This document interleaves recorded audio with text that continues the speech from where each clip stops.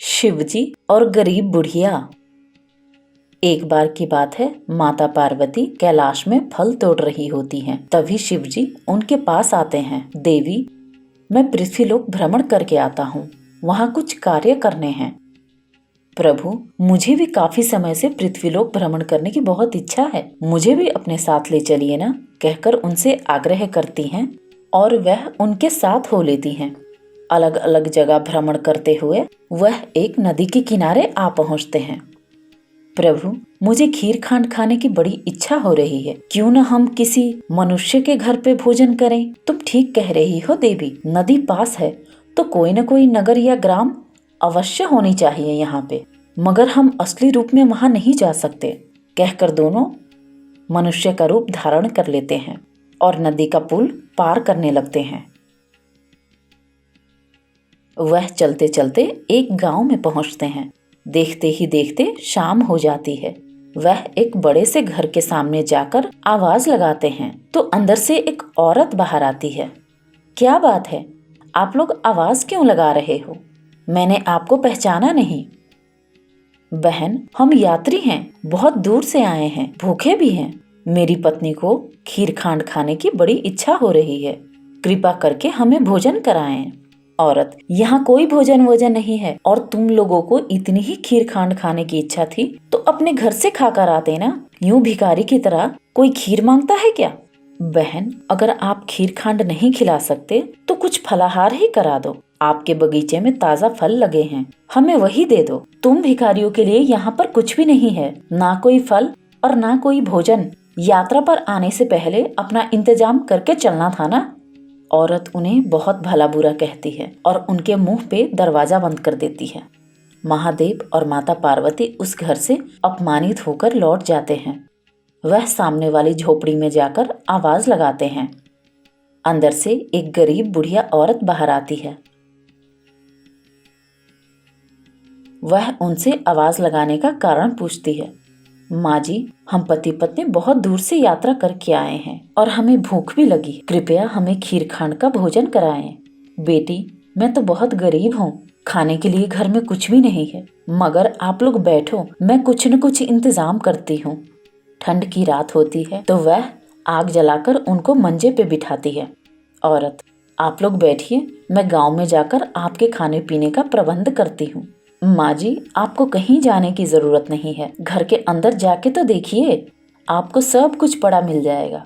औरत को उनके बातों पर पूरी तरह से विश्वास नहीं होता, लेकिन देखने के हिसाब से वह घर के अंदर चली जाती है और अंदर जाते ही क्या देखती है कि टोकरी फलों और सब्जियों से भरी पड़ी है और बर्तन सारे अनाजों से भरे पड़े हैं, और तो और खीर भी चूल्हे पे बनने के लिए रखी है। हे भगवान, ये कैसा चमत्कार है! 2 दिनों से तो सारे बर्तन खाली पड़े थे, यह अचानक कैसे भर गए? सब भगवान की कृपा समझकर वह आराम से खीर खांड बनाने लगती है। खीर खांड बनाकर वह उन्हें अच्छे ढंग से परोसकर खाना खिलाती हैं। आपका बहुत बहुत धन्यवाद, आपने हमारी बहुत सेवा की है। हमने बहुत ही स्वादिष्ट खीर खांड का भोजन किया है, सारी थकान दूर हो गई। अब हमें जाने की अनुमति दें। औरत, बाहर ठंड है और काफी रात भी हो गई है, जमाना ठीक नहीं है, आप लोग आज रात यहीं रुक जाइए, कल सुबह सुबह ही चले जाना। उनकी बात सुनकर महादेव और माता पार्वती वहीं रुकने का विचार करते हैं। अगले दिन सुबह सुबह बूढ़ी माँ का धन्यवाद कर, अच्छा माँ जी, अब हम चलते हैं, आप पर भगवान की कृपा बनी रहे। बेटा, ये मटकी लेते जाओ, मैंने इसमें खाने पीने की सारी सामग्री रखी है। अब मेरे पास तो कोई है नहीं जो इन चीजों को खाए, मगर चलो, यात्रा में आपके काम आएंगे। अरे माँ जी, आपको किसने कहा कि आपके पास कोई भी नहीं है? उनके ऐसा कहते ही बूढ़ी माँ के पास भरा पूरा परिवार प्रकट हो जाता है। आप लोग कोई असाधारण से व्यक्ति लगते हो, मगर इतने बड़े परिवार को ये छोटे से झोपड़ी में मैं कैसे रख पाऊंगी? यह सुनकर प्रभु झोपड़ी को लात मारते हैं। उनके ऐसा करते ही झोपड़ी बहुत बड़े मकान में बदल जाता है। ये सब देखकर बूढ़ी औरत उनके पैरों में गिर जाती है। इतना अद्भुत चमत्कार! प्रभु, आप कोई भगवान हैं, मुझे कृपा करके अपना दर्शन दे। तभी महादेव अपने असली रूप में आ जाते हैं और बूढ़ी माँ का धन्यवाद कर वहाँ से अपने रास्ते चले जाते हैं। प्रभु के जाने के तुरंत बाद जब वह घमंडी औरत अपने घर से बाहर आती है तो क्या देखती है कि उसका घर घर तो सामने है। हाय हाय, ये क्या चक्कर है? ये मेरा घर रातों रात वहाँ कैसे चला गया और बुढ़िया का झोपड़ी मेरे पास कैसे आ गया?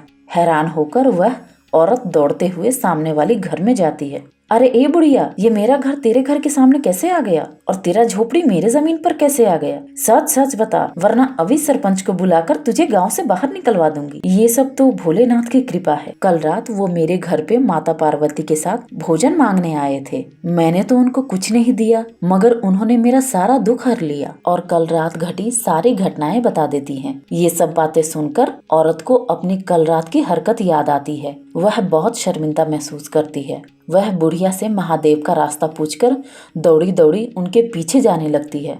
माता और महादेव जा रहे होते हैं। वह औरत दौड़ी दौड़ी उनके पास पहुंच जाती है। उन्हें रोककर वह क्षमा मांगते हुए प्रभु के पांव में गिर जाती है। ये सब तेरे कुबुद्धि का दंड है। भगवान ने अगर तुम्हें धन धान्य दिया है तो थोड़ी दया भावना रखो, समाज कल्याण का कार्य करो। आप तुम्हारा दंड यही है कि तुम अपनी पूरी जीवन गरीबी में ही बिताओगी। ऐसा कहकर दोनों वहाँ से कैलाश की ओर प्रस्थान कर जाते हैं। इस कहानी से हमें यही शिक्षा मिलती है कि अच्छे कर्मों का फल हमेशा अच्छा और बुरे कर्मों का फल हमेशा बुरा ही होता है।